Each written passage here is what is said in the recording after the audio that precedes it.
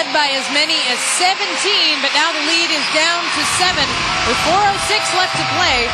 Sue Bird has 20 points and 4 assists. She's been the leader for Seattle this afternoon, and Quinn Cash has her first double-double of the season. And for Minnesota, Simone Augustus has struggled. Yeah, and Sue's so good at controlling the tempo. She's not going to let this game get out of control, so the Lynx are going to have to really do a tremendous job of getting back into this game late. Shot clock expires, but the ball was missed anyway, and Harding brings it up the floor, gives it up to Wiggins, and Minnesota won't have a lot of time to work with, but will try to cut into this 7-point deficit. Bucket here to get it to 5 or 4. Might tighten them up a little bit. They got a perfect opportunity. Vanessa Hayden-Johnson got free, but she was blocked by Swing Cash. Great defensive play by Swing. Vanessa looked like she was going to be able to get it up on the basket easily. Seattle is one of the best defensive teams in the league. There's a kick from Wiggins. That's where Vanessa has to use her size. She's got the height advantage. She's got the strength advantage.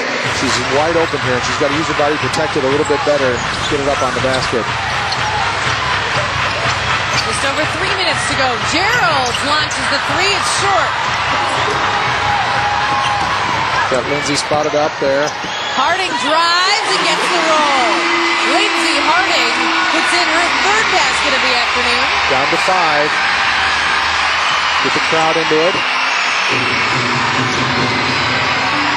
5-point lead. The closest since this game was 33-28. And a turnover. Seattle. And there's a big turnover. Number 19 for Seattle. Boy, that'll just kill a coach, won't it? Yeah, you want to run the shot clock down. You want to make sure you get a quality possession. The Lynx will have to start fouling sooner or later, so the Storm have to hold on to the basketball. A great opportunity here. Wiggins had it blocked out of bounds, so Minnesota will have it underneath the basket with 2.5 to play and down by 5. Charday really looks aggressive. Every time the basketball gets in her hands, her eyes get lights in them, and she goes straight towards the basket. Kelly Santos is in. Shira Eli checks out. Seattle makes an adjustment here. And the drive as Houston gets free. How did that happen? Charday Houston took one dribble and had a wide open basket, or a wide open lane in front of her. A 9-0 run for Minnesota. Beautiful play by Sue. Going with the left hand runner. Quickly answered by Sue Bird, who's up to 22 points. And that one was knocked away, but right back into the hands of Wiggins. And Houston will try it from distance, rattles out. Vanessa Hayden-Johnson is there for the rebound and the putback. It's a 3-point ball game. And this is where the veteran Sue Bird will be so important to Seattle. Right. Inside to Cash, who already has a double-double. She spins. Turnover. Houston has it. Number 20. Turnover number 20 for Seattle. Wiggins inside to Johnson. Vanessa Hayden-Johnson. Back-to-back baskets. And the Lynx are within 1. Wow. Still over a minute to play, and Seattle will call a timeout. A 13-2 Minnesota run. Seattle had led by as many as 17 points in this game. And now the Lynx are within 1. Field goal percentage is getting up because they're getting quality shots. They're getting shots around the basket. They're playing very, very hard, and they're right back into this game with only a minute left. Vanessa Hayden-Johnson has back-to-back baskets. And here's a look at them. Look at her being a little more aggressive with the body. We had talked, Marnie, in the opener about how much we thought there could be a post advantage by the Lynx, and it took them almost the entire game to find it, but the last couple of possessions, they really, between Charday and Vanessa, have had quite an advantage down low. But both of Hayden-Johnson's basket have come in this quick little stretch. On a 13-2 Minnesota run, an improbable run as so many Lynx players have struggled on offense. Augustus is now 3 for 16. The field goal percentage, though, at 36.5% is actually up quite a bit. There were times when it was in the low 20s or in the high 20s. But Minnesota has crawled out, and it's been turnovers that are killing Seattle. 20 turnovers. Minnesota scored 22 points off of those turnovers. Yeah, and if you would have told Don Zerton that Simone Augustus would go 3 for 16 and you'd be down 9, 11, 12 points and have a chance to steal this game in the last minute, he would be absolutely tickled to hear that.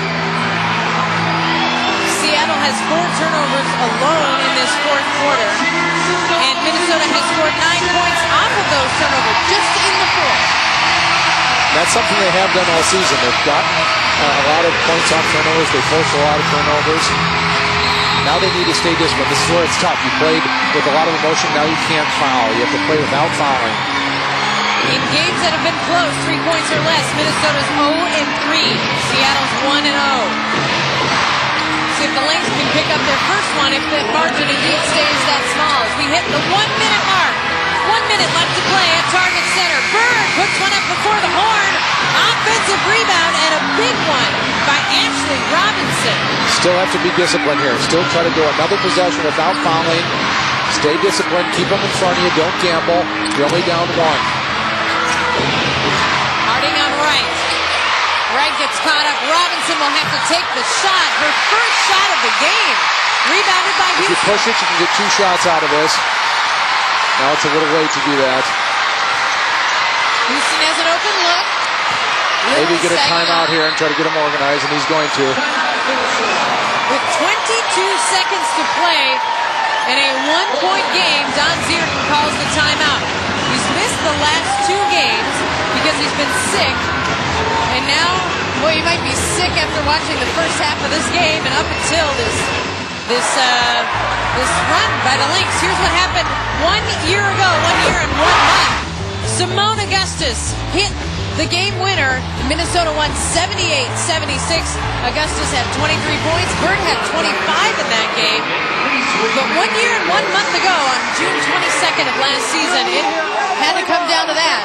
Will it come down to that this afternoon? It's the 22nd. I can't believe how good our producers and our staff are finding that footage, because I was thinking the exact same thing. If you're Don Zerton, Marnie, do you believe that Simone Augustus, as tough of a game that she's had, you go to her for one last shot? Let's listen into the huddle. Great job. You got 2 stops. Great job. Now, got the ball over here. We have timeouts. All right? Number 1. Inbound. We're going to go line. Get the ball to Candace. We're going to go Vanessa here. Charday.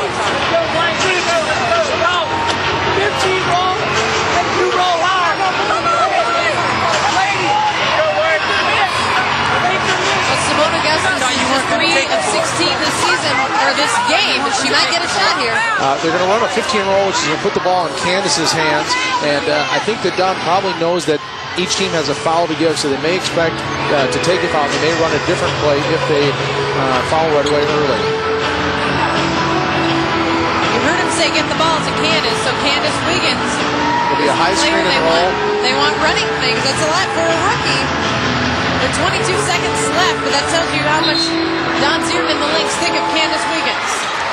She'll get the ball here. 21 seconds to play. Lynx down by 1. Wiggins still has the dribble on the baseline. She'll take the shot herself. It's a bit wild. Harding is there. Wrapped up with Sue Bird for the rebound. And a crucial call from the officials say that it is Lynx basketball. Can we get a look at that one again, guys? There is 1 second left on the shot clock. 10.7 on the game clock.